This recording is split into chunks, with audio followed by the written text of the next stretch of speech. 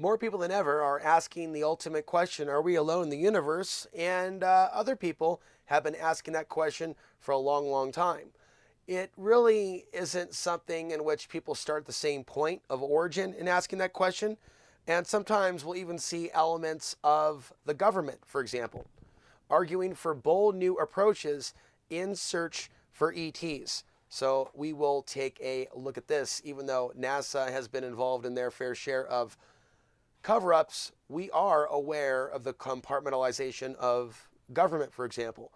There could, of course, be top secret programs that aren't even connected with NASA that are involved in deep level research and understanding and programs.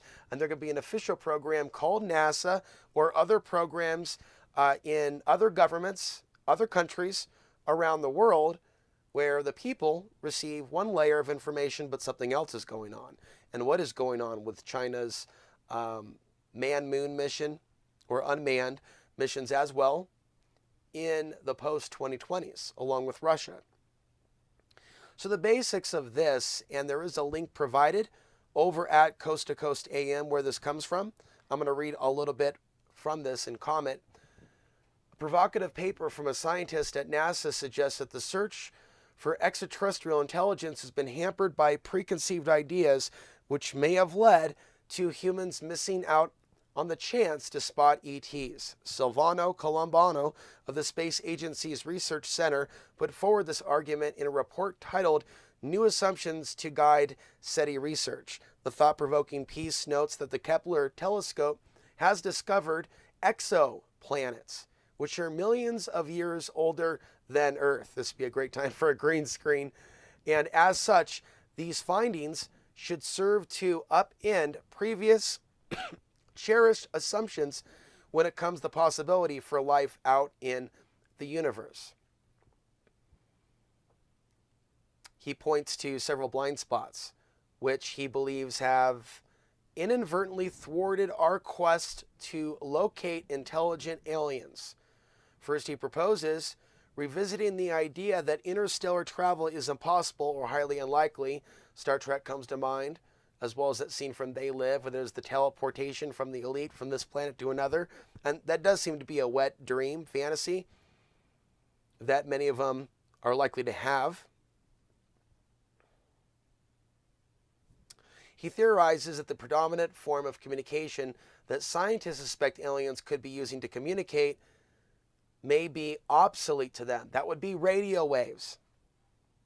So on that level, that makes sense. Perhaps the most tantalizing point made in the paper concerns the idea that ETs would be carbon-based. Now, this is something that I have a little bit of commentary on. On the contrary, he muses, humanity's computer evolution of the last 50 years opens the door for speculation that an alien may be composed of something else entirely, and even developed in a manner which makes for ideal space travel over thousands of years. He explained that the idea or the size of the explorer might be that of an extremely tiny super intelligent entity. An extremely tiny super intelligent entity. And to that end, he hinted that just such an intelligent visitor might have been completely missed by scientists looking for an alien which fit their narrow viewpoint of what an ET would look like. What an ET would look like. And again, just using words to describe an idea, ET. Could be Archon, could be something that is known by others to be a jinn, something that others refer to as something else. There's also the reality of thought forms, which we've been discussing, and the idea of the collective human thought forms creating entities. But on this level, he's talking about something that's beyond the physicality. To keep this focused on this, beyond the physicality of what has been assumed for so long. And as we look after the 1940s 40s, after World War II, the rise in science fiction movies, Mystery Science 3000, of course, poking a jab at some of the cheesier ones. But there was a seemingly high rise in awareness and interest in science fiction and comic books regarding aliens in our world and the robotic nature of it, and the idea of us being in our own petri dish of sorts, being observed. And it's very, very interesting. And I've said before, that which can be observed and surveilled, i.e. surveillance society, once you get a good observation and lock in on the target, so to speak, then that which can be observed can be manipulated energetically, especially if their defenses are down.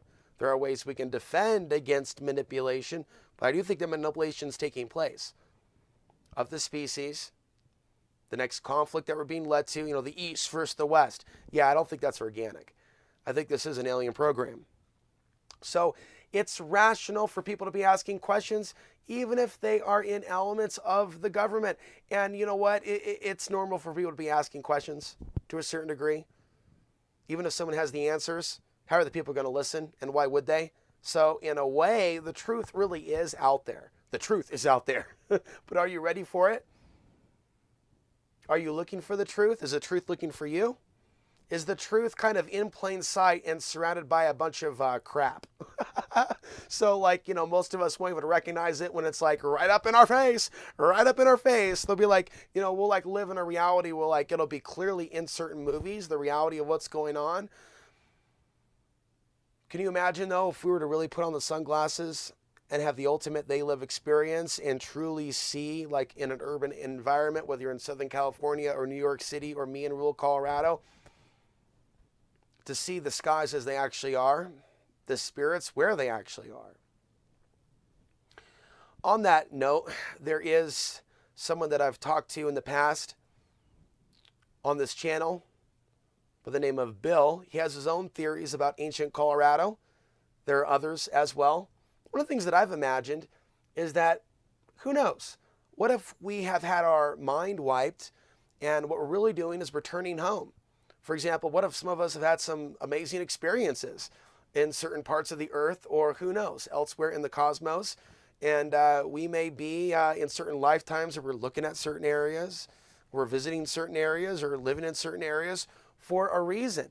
And we may not know what that reason is until we have the synchronicity of bumping across other people with parallel information about entities or deities or things of the past, very historical events that may have happened, and asking ourselves, right? And I've asked the same thing about Oregon, ancient Oregon. Is it connected with Lemuria? Things of that nature. Some people think so. Well, here I am in Colorado pondering the ancient nature of what this was. Was it an ocean before? This was mountain. Is there some significance? A lot of us think yes, including the government, to Colorado in the future in light of the potential of certain world events. So it very well could be, because of where we are environmentally, that we may be tapping into certain fields of knowledge to kind of